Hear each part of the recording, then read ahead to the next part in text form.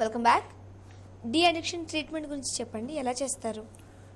De addiction treatment అనేది ఇది సాధారణమైన ట్రీట్మెంట్కు దీనికి చాలా భిన్నమైనది అండి. ఎందుకంటే ఈ ప్రతి మూమెంట్ పేషెంట్ ఈ సిగరెట్, గుట్కా, మద్యం, ఆల్కహాల్, డ్రగ్స్ ఇవి ఏవైనా తీసుకున్నట్లయితే వీటి ఎంతో కొంత ఉపయోగం ఆ పేషెంట్కి ఉంటుంది. కాబట్టి తప్పకుండా వాళ్ళు చాలామంది ఉపయోగిస్తూనే ఉంటారు. అయితే సాధారణ ట్రీట్మెంట్ అనుకోండి, మనం గమనిస్తే క్యాన్సర్ కానీ, హార్ట్ అటాక్స్ కానీ ఇవన్నీ కూడా పేషెంట్ కూడా తగ్గించుకోవాలనుకుంటాడు. ఇక్కడ చాలామంది వ్యసనపరులు చాలామంది వాటిని జీవితాంతం అలా చనిపోయే వరకు ఉపయోగిస్తూనే ఉండాలనుకుంటారు. కాబట్టి ఇక్కడ రోల్ ఆఫ్ డాక్టర్ అనేది చాలా మినిమల్ ఒక సపోర్ట్ అనేది ఇవ్వడానికి జరుగుతూ వస్తుంది. మిగతా ప్రాబ్లమ్స్ అన్ని అధిగమించడానికి పేషెంట్ ఎన్నో రకాల డిఎడిక్షన్ వ్యసనానికి బాలేసని అవుతున్నట్టు ఎన్నో కారణాలండి. వాటిని అధిగమించడానికి కావాల్సిన ప్రయత్నం ఎన్నో సమస్యలు ఇవన్నీ మనము గమనించినట్లయితే మెడికల్ ప్రాబ్లమ్స్ ఒకటి, అంటే డిపెండ్ అయిపోయిన వాళ్ళు ఇతర సమస్యలు ఏదైనా అప్పుల ఫైనాన్షియల్ ప్రాబ్లమ్స్ ఉంటే లేదా ఏదైనా ఇబ్బందులు ఉంటే అవన్నీ వాళ్ళు సెటరేట్ చేసుకొని డిఎడిక్షన్ ట్రీట్మెంట్ అనేది తీసుకున్నట్లయితే సత్ఫలితాలు ఎక్కువగా వస్తుందండి. డిఎడిక్షన్ ట్రీట్మెంట్ అనేది ప్రధానంగా మనం 4 దశలుగా ఇస్తుంటామండి. మొదటి దశలో మేము డీటాక్సికేట్ చేస్తామండి. అంటే ఈ ఆల్కహాల్, ఈ డ్రగ్స్, ఈ టొబాకో ఎఫెక్ట్స్ ఏవైతే ఉన్నాయో దీని ఎఫెక్ట్స్ అంతా డీటాక్సికేట్ చేస్తాము. అదేవిధంగా ఇన్వాల్వ్మెంట్ డిపెండెన్సీ ఏదైతే డెవలప్ అయిందో అది ఇన్వాల్వ్ చేయడం జరుగుతూ వస్తుంది. సో అదేవిధంగా విత్డ్రావల్ సిమ్టమ్స్ ఇదివరలో చెప్పినట్లు విత్డ్రావల్ సిమ్టమ్స్ ఈ ఆల్కహాల్, సిగరెట్, గుట్కా, మద్యం తీసుకోకపోతే వాళ్ళకి షేకింగ్ అనిపించడం, నిద్ర రాకపోవడము, చికాకు అనిపించడం, హెల్యూజినేషన్స్, డిలీరియము ఇటువంటి ప్రాబ్లమ్స్ ఉంటాయి. ఇవన్నీ తగ్గే విధంగా ట్రీట్మెంట్ ఇస్తామండి. ఫైనల్గా క్రేవింగ్ తగ్గే విధంగా మెడిసిన్ ఇస్తూ అవర్షన్ థెరపీ ప్రొడ్యూస్ చేస్తూ వీటిని యొక్క వ్యసనాలను అధిగమించడానికి మేము ఇచ్చే ట్రీట్మెంట్ హోమియో డిఎడిక్షన్ ట్రీట్మెంట్ అనేది వేరే వైద్య విధానాల కంటే కూడా మేము ఇచ్చే ట్రీట్మెంట్ చాలా సక్సెస్ రేట్ ఎక్కువగా ఉంటుందండి. అదేవిధంగా నాన్ రియాక్టివ్ అండి, రియాక్షన్స్ ఏవి రావండి. చాలామంది డిఅడిక్షన్ ట్రీట్మెంట్ అనగానే వాళ్ళు రియాక్షన్స్ వస్తాయి అనుకుంటూ ఉంటారు. వీటి వల్ల ఎటువంటి రియాక్షన్ రావండి, 100% సురక్షితము.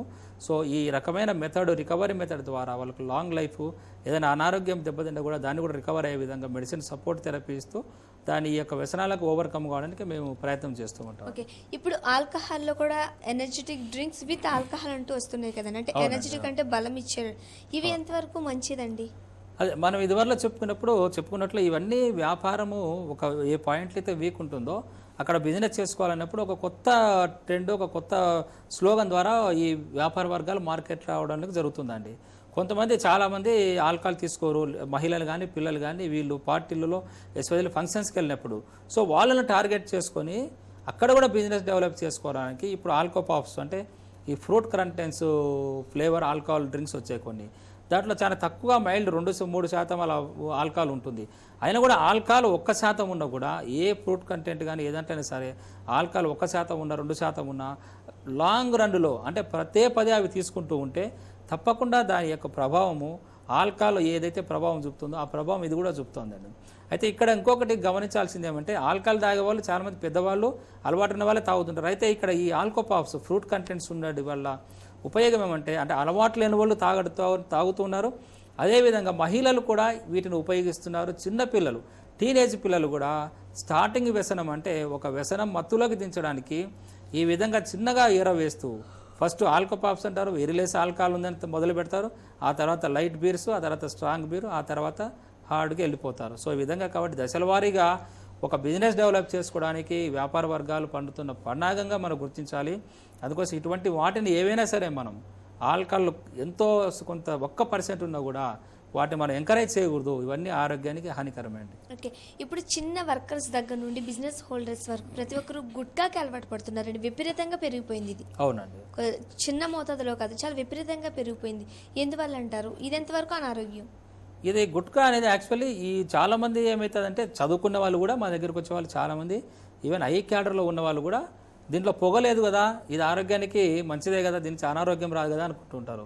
కానీ పొగ సిగరెట్ తాగే ఆ వ్యక్తి దాదాపు 70-80% పొగ బయటకు వదిలేస్తాడు. ఓన్లీ కొంత శాతం మాత్రమే అది అనారోగ్యానికి కారణమవుతుంది. అయితే ఈ గుట్కా కానీ ఖైని కానీ మావా, జర్దా ఇవన్నీ కూడా దాదాపు 90% దీని బ్యాడ్ ఎఫెక్ట్స్ అంతా శరీరం మీద ఉంటుందండి. అంటే ఆ వ్యక్తి గుట్కా పెట్టుకున్న వితిన్ 15-20 సెకండ్లలోనే దాంట్లో ఉన్న పాయిజన్ అంతా కూడా శరీరంలోకి వెళ్ళిపోతుంది. సో దాని ఎఫెక్ట్ అందుకోసం డబల్ శాతంలో మీరు గుట్కా తినే వ్యక్తులను గమనించండి. నోటి భాగంలో ప్యాచెస్ మొదలవుతాయి. ఫస్ట్ వితిన్ 6 నెలల నుంచి 1 సంవత్సరం లోపల ప్యాచెస్ డెవలప్ అవుతాయి. ఒక 5-6 సంవత్సరంలోనే సబ్మ్యూకస్ ఫైబ్రోసిస్ డెవలప్ అవుతుంది. అంటే నోరు తెరవలేకపోవడం, కారం మసాలాలు తినలేకపోవడం, సో ఇవన్నీ ప్రాబ్లమ్స్ డెవలప్ అవుతాయి. ఇది క్యాన్సర్ ముందు దశ అనమాట. సో కాబట్టి ఈ గుట్కాలు తినే వాళ్ళు తప్పకుండా క్యాన్సర్ వస్తుందండి. ఎందుకంటే వీళ్ళు చాలామంది ఒకటే చెప్తుంటారు, మేము గుట్కా ఒక 2-3 నిమిషాలండి, తర్వాత ఉమ్మిచ్చేస్తాం, బ్రష్ చేసుకుంటామని. ఎన్ని ప్రయత్నాలు చేసినా కూడా దానిలో బాడీలోకి వితిన్ సెకండ్స్లో పాయిజన్స్ వెళ్ళిపోతాయి. మనం దాన్ని బయటకు తీయలేము. మనం ఉమ్మిచ్చే ఈ గుట్కా యొక్క పిప్పి మాత్రమే ఉంటుంది. చెరుకు రసం ఏ విధంగా మనం చెరుకు రసం తీసి ఆ పిప్పి పడేస్తున్నామో ఆ విధంగా మనం ఉమ్మిచ్చే పిప్పిలో అలాంటి ఉంటుంది. రసాలు వాటిలో ఉన్న పాయిజన్స్ అన్ని కూడా మన శరీరంలోకి వెళ్ళిపోతాయి. కాబట్టి ఈ గుట్కా అనేది ఈరోజు ఒక గుట్కాగానే చూడకూడదండి. ఇది మోడర్న్ డిజైన్డ్ డ్రగ్. మానవాళిని కబలించడానికి వచ్చిన ప్రయత్నంగా మనం గుర్తించాలి. అందుకే సిగరెట్ల కంటే కూడా, మద్యపానం కంటే కూడా గుట్కాలు చాలా డేంజరు. ఎందుకంటే దాదాపు 8 సంవత్సరాల పిల్లలు, 10 సంవత్సరాల పిల్లలు ప్యాకెట్ మనీతో కూడా ఈ గుట్కాలకు అలవాటు పడుతున్నారు. ఎందుకు? సిగరెట్ తాగితే ఆ స్మెల్ తెలిసిపోతుంది. అదే గుట్కాలు అయితే ఉపయోగించే పిల్లలకు స్మెల్ తెలియదు పేరెంట్స్కు. సో కాబట్టి ఈ విధంగా అలవాటు పడుతున్నారు. కాబట్టి ఈ గుట్కాలు, ఈ ఖైనీలు, జర్దాలు ఇవన్నీ కూడా మద్యపానం, ధూమపానం కంటే ఆరోగ్యానికి హానికరము. అతి చిన్న వయసులో పిల్లలను మనం కోల్పోతున్నాం. పిల్లలు న్యాచురాలిటీ కోల్పోతున్నారు. ఇన్ని రకాల వ్యసనాలలో మనం పేరెంట్స్ మనం గమనించాలి. పిల్లలను జాగ్రత్తగా మనం గమనిస్తూ ఈ వ్యసనాలకు చిన్నతనంలోనే మనం కంట్రోల్ చేసుకోవాలండి. మరి ఇంకొక ఇంపార్టెంట్ విషయం ఏంటంటే, కొన్ని రకాల డ్రగ్స్ వాడడం వల్ల మెమరీ పవర్ పెరుగుతుంది, జ్ఞాపక శక్తి పెరుగుతుందని స్టూడెంట్స్ యూజ్ చేస్తున్నారండి. ఇది ఎంతవరకు కరెక్ట్ అండి? అంటే ఒక డ్రగ్స్ మందుల వల్ల జ్ఞాపక శక్తి పెరుగుతుందా? ఎంతవరకు? కొన్ని రకాల డ్రగ్స్ ఉన్నాయండి. అవి తీసుకుంటే ఏమవుతుందంటే ఆ వ్యక్తి నిద్ర రాదు. నిద్ర రాదు. ఆ వ్యక్తి ఎంతసేపు, చాలామంది స్టూడెంట్స్ ఎగ్జామ్స్ టైంలో ఈ రకమైన డ్రగ్స్ తీసుకుంటుంటారండి. వాటి పేరు చెప్పకూడదు మనం ఇలాంటి ప్రోగ్రాంలో, ఎందుకంటే ఇంకా ఎక్కువ మంది అలవాటు పడే అవకాశం ఉంటుంది. సో కొన్ని రకాల డ్రగ్స్ తీసుకుంటే ఏమవుతుందంటే ఆ వ్యక్తికి నిద్ర రాదు అసలు. సో చాలామంది ఏం చేస్తారంటే ముందు టైం చదువుకుంటే ఎగ్జామ్స్ టైంలో నిద్ర కూడా పోకుండా చదువుకోవాలని ఈ రకమైన డ్రగ్స్ వాడుతుంటారు. అది కొద్ది కాలము బాగానే పనిచేస్తుంది. ఆ తర్వాత రియల్గా ఎగ్జామ్ రాయడానికి పోయినప్పుడు ఆ వ్యక్తికి అసలు మెమొరీ రాదనమాట. ఏమి చదివినది గుర్తురాదు, కన్ఫ్యూజన్లో ఉంటాడు. ఆ వ్యక్తిని గమనిస్తే మనం అప్పుడే నిద్ర నుంచి ఫ్రెష్గా లేచినట్లు ఫేస్ కనపడుతూ ఉంది. అయితే ఇది డ్రగ్స్ ప్రభావం నుంచి ఆ విధంగా ఉంటుంది. ఒకటే గమనించాలి విద్యార్థులు, ఈ డ్రగ్స్ నుంచి మనకు చాలామంది ఒక అపోహ మాత్రమే, వీటి నుంచి ఏది నాలెడ్జ్ పెరగదండి. కొన్ని అలా అనిపించినా కూడా అది మూమెంటరీగానే ఉంటుంది తప్ప అది శాశ్వతమైన నాలెడ్జ్ కాదు. అలా అనుకున్నప్పుడు మనం IAS IPS చదవాలనుకుంటే ఇలా గుట్కాలు కానీ సిగరెట్లు డ్రగ్స్ వాడుకుంటే చాలు. చాలామంది సిగరెట్ తాగి చాలామంది వస్తుంటారు మా దగ్గరికి. సిగరెట్ తాగినప్పుడు నేను మంచి నిర్ణయాలు తీసుకుంటుంటాను, మంచి ఆలోచన చేస్తుంటాను.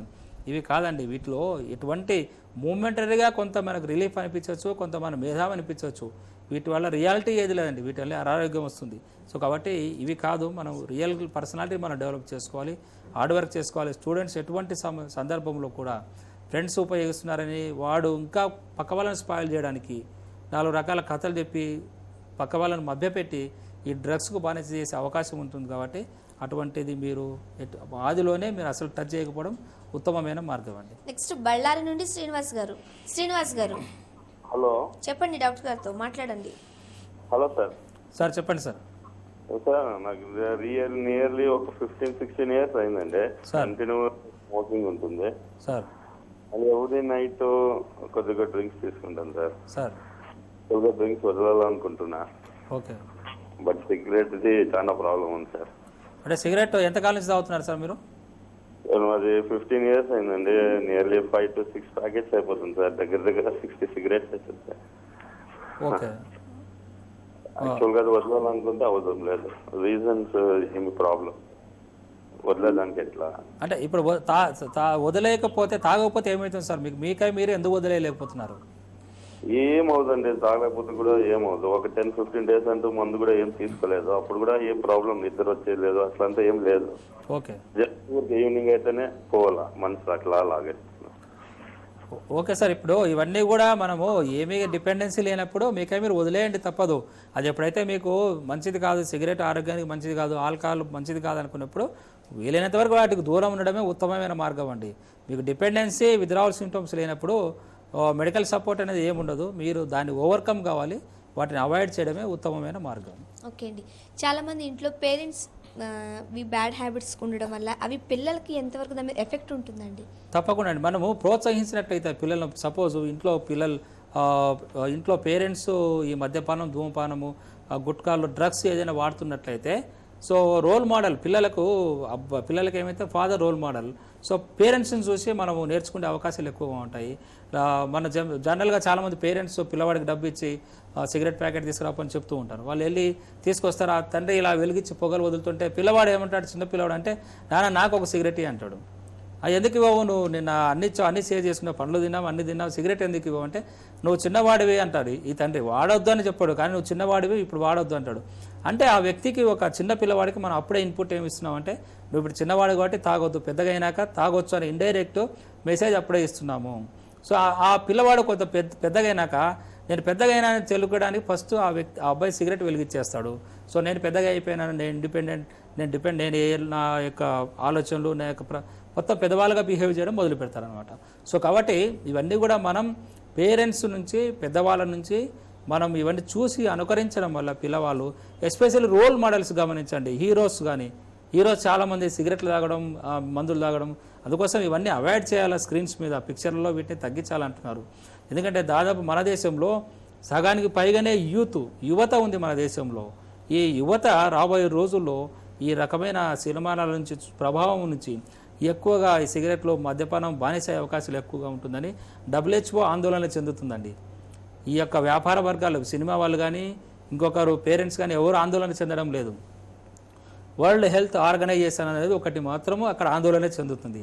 ఆ ఆందోళన భాగంగా మనం అందరం కూడా, సినిమా వాళ్ళు కూడా ఇలాంటివి తగ్గిస్తూ, ఇన్ కేసు అలా పెట్టాల్సిన పరిస్థితుల్లో ఆ సీన్ చివర ఆ హీరోతో, సినిమా అయిపోయిన తర్వాత ఆ హీరోతో ఇలా సిగరెట్ తాగొద్దండి అని ఒక పాజిటివ్ అడ్వైజ్ ఇప్పిస్తూ, సో పేరెంట్స్ మనం కూడా పిల్లల్ని ఎంకరేజ్ చేయకుండా ఒక మెరుగైన మంచి సమాజం కోసం, ఎందుకంటే మనం ఎంత ప్రగతి సాధించినా కూడా మనం ఈ వ్యసనాల ద్వారా ఎంత కోల్పోతున్నామో మనందరం కూడా ఒకసారి ఆలోచించాలి. థ్యాంక్ యూ సో మచ్ అండి. స్టూడియోకి వచ్చి కాలర్స్కి సజెషన్స్ ఇచ్చారు, అలానే ఈ గుట్కల వల్ల, సిగరెట్ వల్ల కలిగే అనార్థాల గురించి మాట్లాడారు. Thank you very much. ఇది లైఫ్ లైన్ కార్యక్రమం. చూస్తూనే ఉండండి TV1.